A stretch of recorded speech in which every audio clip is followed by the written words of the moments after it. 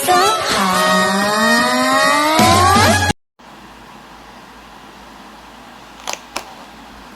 Thank you, Ate Sel. Oh, may kasama pa yung paa ng manok. Naka-microwave pa. Kasalo ko yung mina-microwave at yan ang ulam namin. Thank you po.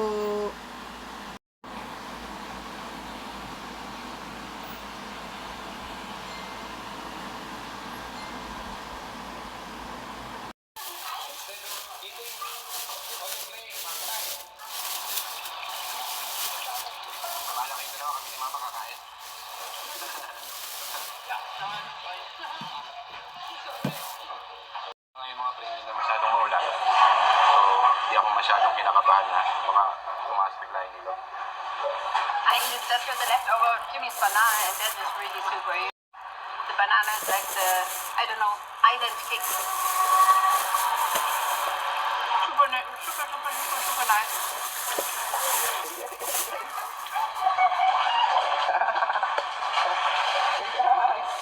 Saan tayo? Oh, nice.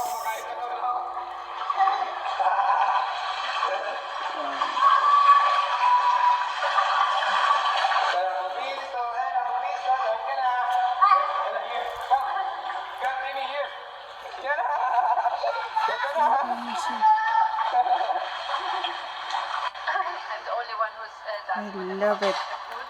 Now I'm eating the other one's food, a little bit picky. It's really, really nice. Can I rate your food as well? Kain. Solid Let's 9.5. eat, But guys. with the banana, it's definitely 10.5. What is the one? Is it Sarap. still one from the table? Like that? I need ketchup. Ketchup siguro. Moment lang ha, moment lang ha. Saglit lang. And check to see mo ko.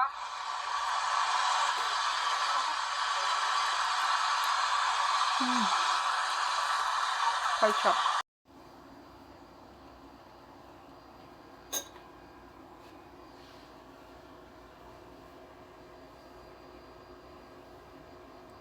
Kain na.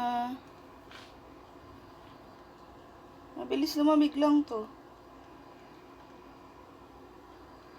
Uy.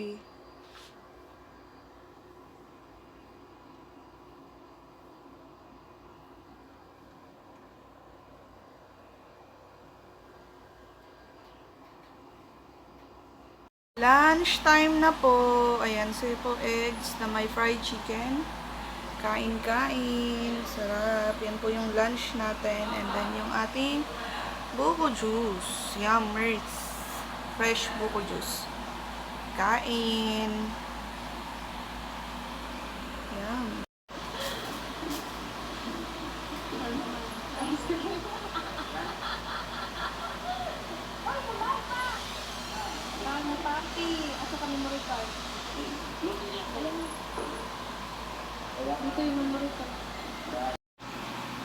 Dinner time! Kain na po. Kain na po tayo. Coffee. Kain na po tayo.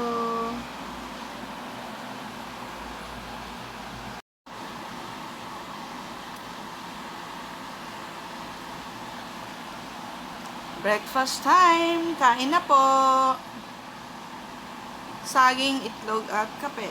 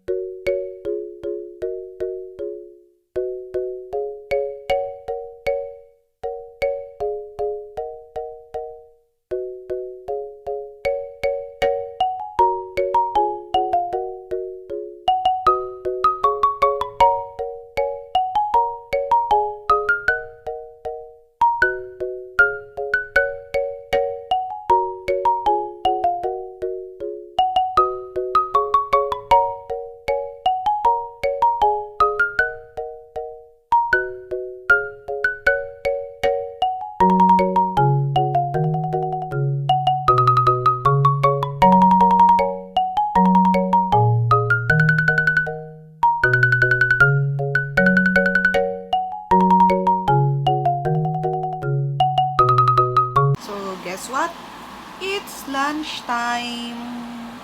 And yan, dahil di natin naubos yung ating saging at saka itlog, ayan, nagdagdag lang ng isang pirasong chicken. Chicken inasal. And that's it. Oh, ayan, walang kanin, hindi peke. Joke lang. Ayan, lunchtime. Kain-kain na po. And water lang to. Water lang yan. Kain po. Dinner time, guys.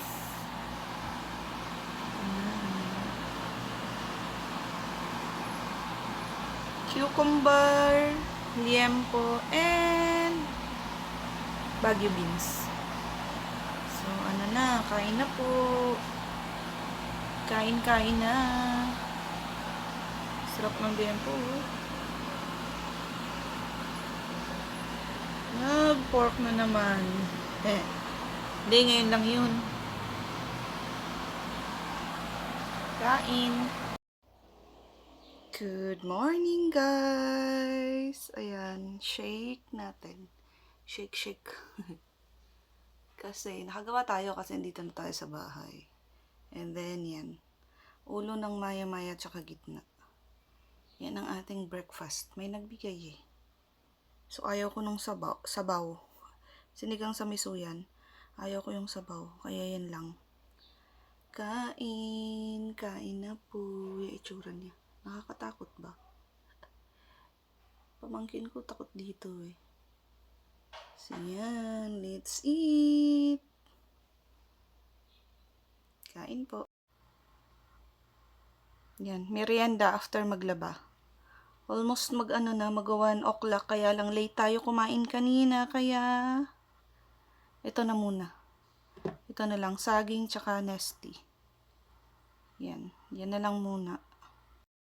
So, lunchtime, ayan, umorder lang tayo ng arroz caldo. Diba? Kanin. Kanin. Yun. Bawang ba yun? Sili. Hindi, bawang yan. Then, yung kanyang kalamansi. Wait lang. So, yan yung kanyang kalamansi. Ganun natin para hindi Oops. Hindi mapunta yung buto kasi ang pait niyan. So, yan. And then, dalawa eh. Pika muna natin dito. Yan, sarap niyan. Yung arroz caldo nila may itlog, kalahati, may chicken breast, may bawang, tsaka may, parang chicharon bulaklak. Chicharon bulaklak. And then, oops, ano yan? Ito ang kanilang, sili. Yan, sili po yan. Kikita ba ayaw mag-focus? So, yan. Lagay na natin lahat. Chili oil yan. Yan. Mas masarap kasi pag maanghang. And then, halo. Ayan. Hindi puro sabaw yung kanilang arroz caldo, ha. Parang malagkit. Kailangan habang mainit kainin kasi magtutubig yan mamaya.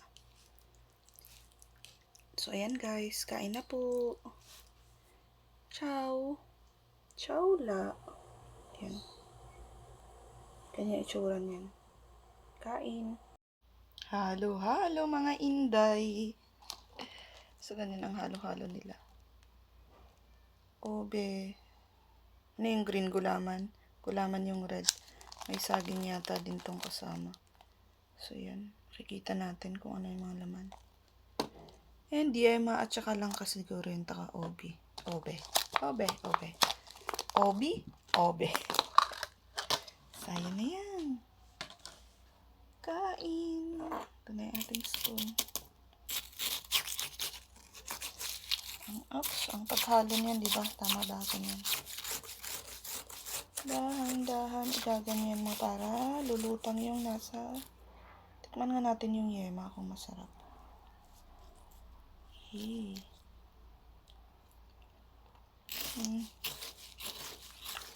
Harap.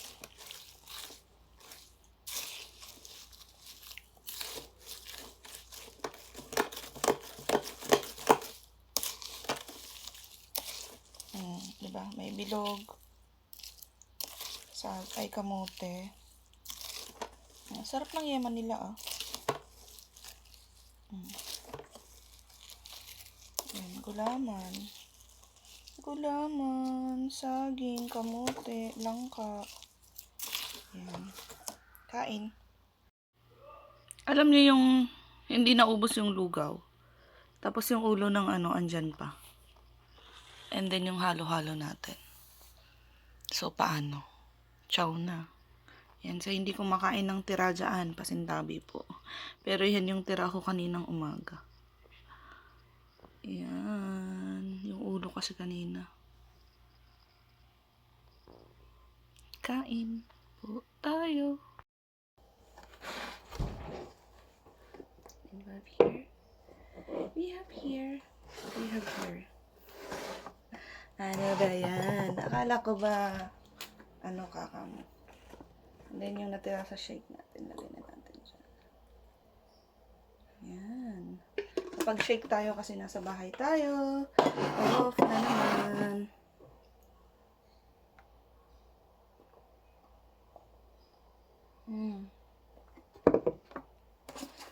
Habang humakain, nanonood syempre.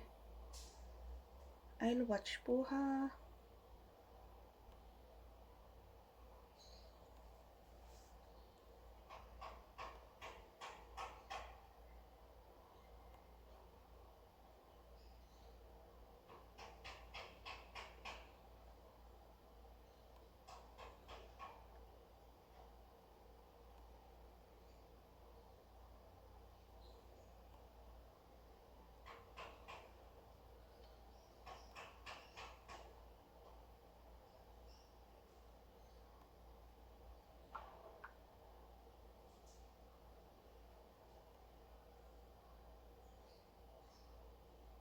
Po sa akin, just follow the program that I gave you. So wala po kaming magawa.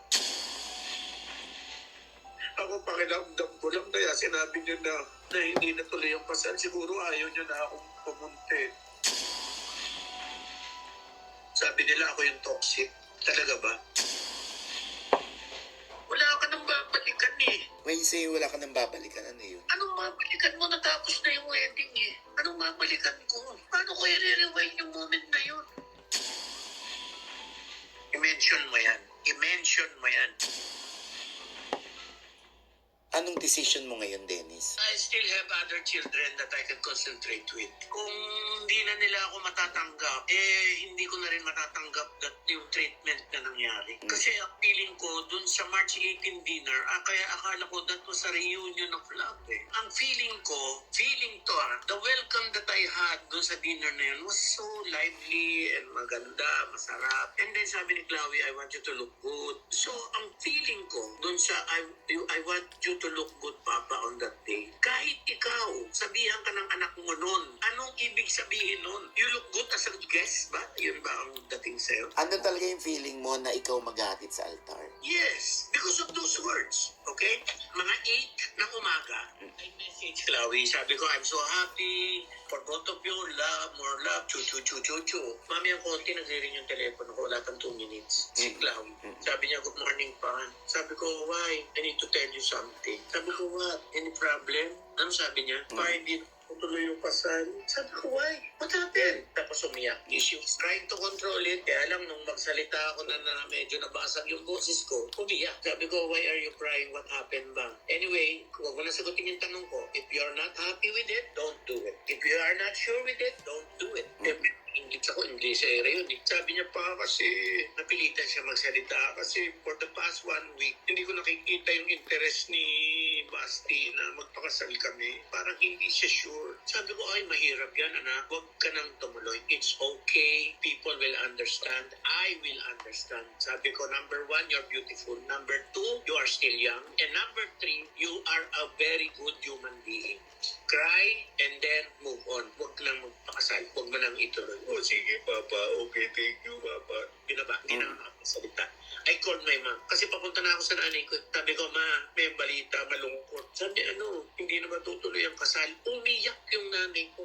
Sobra. Sabi, ano ba yan? Bakit? Ano? Di sabi ko, ma, wag ka na muna magtanong. Basta ang importante, sinabi ko kay Chloe, kung masaya ka, tuloy. Pag hindi masaya, wag ituloy. Ganun kasimple, ma. Okay, nagdadasal nga ako. Nagkakrosaryo ko ngayon. Chu. Anyway, ma, okay na. Huwag ka na magbihis. Okay na yan. Wala nang makeup na mangyayari. After an hour, wala na. Nagubad na akong damit. Umiiyak din ako. Nagubad na ako ng damit. Nagpambahay na ako. Kinuha ko na nga yung basahan. Lilinisin ko na lang yung kotse ko. Alam mo yun. After an hour, exactly 9:30, tumawag ulit. Papa, tuloy na yung kasal. Hindi ako nagtanong masyado. Kasi 9:30 na, alabang ang wedding, susunduin ko pa sa Caloocan City ang nanay ko. Hindi na sapat yung oras ko, mabibitin na. So tumakbo na ako, sinundo ko na yung nanay ko. Awa ng Diyos, wala naman traffic sa Skyway. Bago mag-alauna, nasa tabi na kami ng simbahan. Sa gutom namin, nasa likod kami ng simbahan, meron doon marketplace, parang 7-Eleven ng Gustans. Sa loob ng Ayala Alabang, bumili na lang ako ng ready to cook na pagkain in microwave. Kumakain ang nanay ko sa likod ng simbahan dahil wala pa naman tao. Pero hindi kami makakain sa labas dahil napakainit kahapon, Onji. Kumain siya sa loob ng kotse ko. Doon siya kumain ang nanay ko. Kaming dalawa, lalay ko si Dexter, kumain, kasi may park na maliit, doon kami kumakain. Pagkatapos namin kumain, tinawagan ko si Jean kung nasaan na siya, sabi niya malapit na ako. Si Jean, ibinili ko na rin ang pagkain doon sa take-out food, doon sa marketplace, doon sa likod ng simbahan. Kumain kami. Sa madalit salita, alauna pa lang, tapos na kami kumain, naghilamos lang kami, at pumasok na kami sa simbahan. Wala pang tao ang simbahan, nag-picture taking na ako, si Jean, saka si Mama. Sa sobrang excited ko, sabi ni Jean, ang aga naman natin, kuya. Sabi ko, ganun talaga, father of the bride, eh. Sabagay, ganun. Sabi ng mama ko naman, oo, Jean, ganun talaga yun. Hindi ko kasi alam, wala ka pang anak na kinasal. Anyway, kaya yung mga picture na pinost ni Jean, that was, wala pang tao yun. As you can see, walang tao yun. Kayo na una. Nauna kami, maaga pa, walang tao. So, okay. Kaya nakita na kami ng organizer, ng church staff, nagpa-picture na sa aming magkapatid. Alam nila ang aga ko. And then, we were just waiting. Nasa side lang kami. Eventually, tao, dumadating pa isa-isa. Hanggang dumating si Richard Gomez at si Lucy Torres. Ninong pala si Richard. Sabi niya sa akin, pare, congratulations. Anyway, na nag-organize na, dumating na lahat, mga pamilya, nasa side pa rin kami. Ako, Jean, nag-aantay, tsaka mama ko, nag-aantay ng coordinator na lalapit sa amin. Kasi ang feeling kasi, Jean, hindi ka pwede basta humalabilo. Kasi I don't know them personally, yung kabilang side. Tapos, yung mga bata, sila Julia, nang nando sa kabilang side ng church, hindi na lumalapit sa amin. So, I was waiting. So, nandun lang ako, stay there, and nag-aantay na ako sa coordinator na pitan. Hanggang mag-start na nga, mag-start na, itatawagin na isa-isa yung mag-walk doon sa aisle. Tsaka pa lang nagtanong si Jean doon sa coordinator. Sabi niya kay Dexter, tanong mo sa coordinator, saan uupo si mama? Tsaka saan uupo si kuya? Father of the bride. Ang sabi ng coordinator, kahit saan naman daw pwede umupo. Tapos sabi sa akin, kayo sir, baka gusto nyo, doon na lang kayo umupo sa tabi ng mga ninong. Nakaupo na yung mga ninong. Ayoko naman kumros doon sa mga ninong. Dahil takaw pansin, pag nag-cross ako doon, nakaupo na yung mga tao. Tsaka bakit doon mo ko pa uupuin, Oji? Ninong ba ako? And then, nakita ko na lang si Marjorie, ang katabing umupo, si Leo. So I don't have a place. Naiyak na ako. While the march was going on, half through it, nung tumatawid na si Claudia, wala lang. Nakatayo lang ako, nag-observe na lang ako, tumapat, nakaluha ako. Grabe. It's one of the most painful part ng buhay ko na natas. Wala to sa kalahati nung naranasan ko sa mga nakaraan, pati nung dibo, wala. And then, after my atid ni Marjorie, si Chloe sa unahan, I went to the organizer dun sa gilid. Both of them were sitting down, I was standing up, and I was talking to them while I was crying, and tabi ko lang sa kanila, ma'am, ano ba nangyari? Di ba ako po yung father of the bride? Tapos sasabi nila, sir, I know what you feel. We feel you, sir. Niraise ko po yung issue na yan during our meeting. Ang sabi po sa akin, just follow the program that I gave you. So wala po kaming magawa. Niraise daw nila, paano yung father of the bride? Pagkausap nila ako, umiyak. Sabi niya, sir, I raised that issue regarding the father of the bride, pero they told me na just follow the program that I gave you. So wala po akong magawa, sir. I feel you, I'm sorry. Sabi ko sa akin din, huwag sa maloob niya kasi wala akong mapag-vent out wala akong mapagsabihin. Tapos sumupo na ako. Pero lahat ng ito habang nangyari ito, nakikita ni Jean yung umiiyak ako. sa kanan ko siya. Alam mo, sa totoo lang, Oji, mas masaya pa kung hindi ako invited tapos dumating na lang ako. Yung gate crusher. Mas gusto ko pa. Kasi hindi ka nila pinansin, problema mo yun. Hindi ka invited, pumunta eh. Hindi ka pinansin, wala akong magagawa. Pwede, iwanan mo lang yung gift mo sa organizer, pabigay mo, kung makarating, thank you. Kung hindi, di wala. Wala kang i-expect. So I rather hindi na-invite. Sobra kayong na-hurt nung umiyak ang nanay mo. Sobra. Ayaw pa nga ng nanay ko. Huwag i-download ang may pera. Huwag i-download ang may pera. Huwag i-download ang may pera. Dahil natakot ako na malaman nyo at burahin nyo rin lahat ng loan apps. Hindi ko umiyak eh, pero nakita ko nakatingin siya sa akin. Tamalikad ako kasi ayoko makita yung nanay ko. Umiyak ako. Magulgulan nanay ko sobra. 82 years old na. Namumutla nanay ko na hindi ko maintindihan. Pero lumapit naman yung mga anak mo sa lola nila. Hindi. Ang nangyari, nung picture taking, hinatid ko mama ko, sabay ko nagpa-picture. Kasi ang plano namin ni Jean, sabi ni Jean, kuya, huwag na tayo umattend dun sa, sa reception. Sobra na yun. Masyado na. Baka mamaya wala ka rin portion dun. Pag wala ka pa dun, huwag na. Malis na tayo. Tapos sabi nung coordinator, sabi ko, ito yung gift ko, pakiabot na lang po. Nung alam niya nga, alis na ako dun sa wedding. Lumapit yung coordinator, hinawakan ako sa kamay, umupo sa tabi ko, in-rip niya yung kamay ko, sabi niya, sir, can you stay for a while? Kasi request po ni Chloe, ay gusto raw niya may picture ka with them sa altar. So sabi ko kay Jinjin, pagbigyan na natin, kawawa naman yung bata, walang magawa. Alam mo, ayaw ni Chloe yun, naging arrangement na yun. Ayaw niya yun. Ayaw niya yun. Siguro kaya, ako pakiramdam ko lang, kaya sinabi niya na hindi natuloy yung kasal. Siguro ayaw niya na akong pumunta. So ngayon, ano na ang desisyon ni Dennis? Ayoko na, surrender na, I'm finished. What do you mean finished? Tatay na lang nila. Bringing back the relationship, wala na siguro. Maybe we can just play around with the memories, pero that's it, finish. When you say finished, pati yung mga post mo about them. Yes, tatanggalin ko na lahat. Ang hirap lang kasi hindi isa-isa ko eh. Ang dami. Ngayon ko lang na-realize, Oji. Ngayon ko lang na-realize.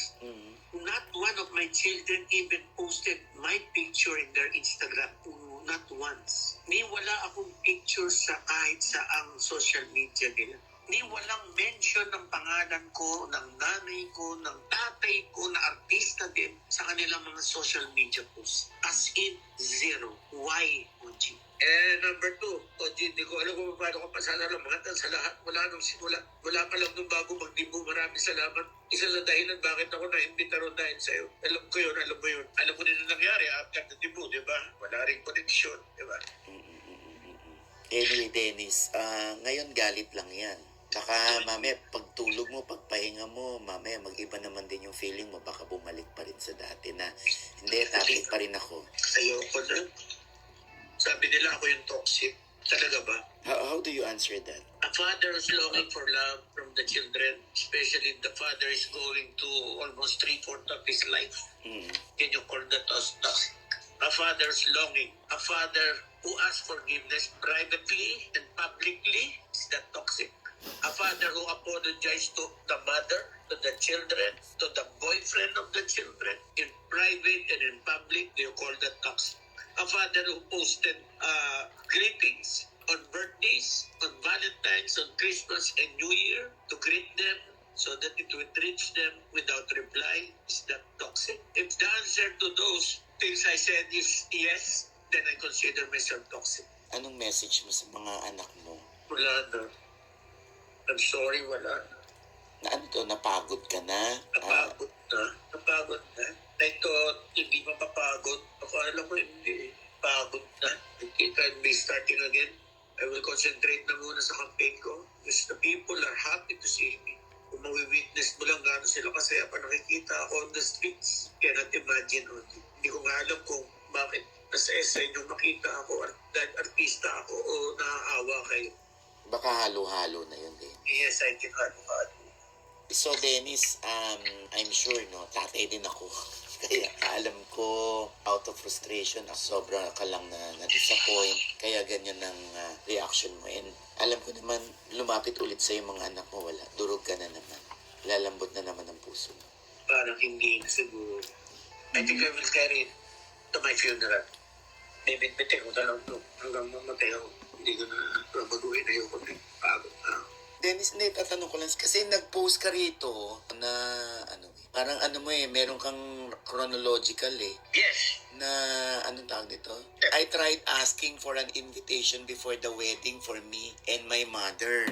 Pero walang ipinadala. Pero nag-PM ng details ng wedding. So Yes. dito lang meron ka ng kutob? Wala pa. Wala pa. Ah, Kaya wala. lang, gusto ko makita yung program. Gusto ko makita yung program. Gusto ko makita kung sino yung ninong. Gusto ko makita kung ano pangalan ng balae. First name ng tatay tsaka nanay. Kasi nung first meeting namin ng March 18 with Basti, sabi kasi ni Chloe sa akin, bago kami nagkita, sabi niya, pa, okay lang ba na kasama si Basti? Pag na-meet mo kami si Julia, Leon, tsaka ako, sabi ko, okay lang ba tayo muna mag-usap? Tapos after maybe 30 to 1 hour, masusunod siya. Oo. Sabi niya, sige, Papa, di na nag-usap kami, kaming dalawa, kaming apat muna.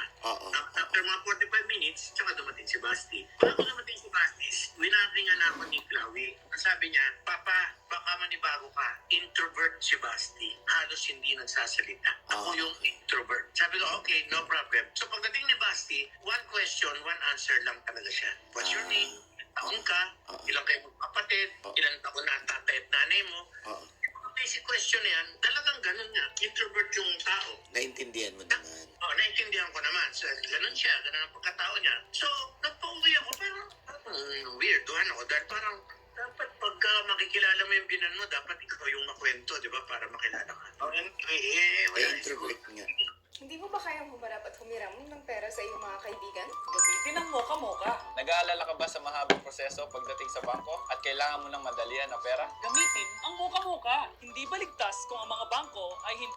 Pagkatao. Anyway, tinanong ko yung pangalan niya, tinanong ko yung apelido niya. Tapos, after, I think, 2 days, or March 20 or March 21, nag-message ako kay Claudia. Sabi, Clau, ito address ko, dito mo na padala yung invites ko, tsaka ni Mama, ni Lola. Kung hindi sumakot, after an hour yata, or an hour and 2, si Leon ang minessage ko. Sabi ko, Leon, please tell Ate Chloe to send the invitation to this address. Binigay ko yung address ko, walang reply. So, both no reply. Hanggang dumating na yung araw ng wedding, wala akong nakuhang reply. Pero, 2 days after dun sa walang reply regarding the invitation, may nakuha akong PM sa Viber. Nakalagay doon, Dear Papa, here's the details of my wedding. 1:30 call time, 2:30 wedding sa St. James the Great, sa Ayala ba? Reception sa Lake something, dyan sa Santa Elena.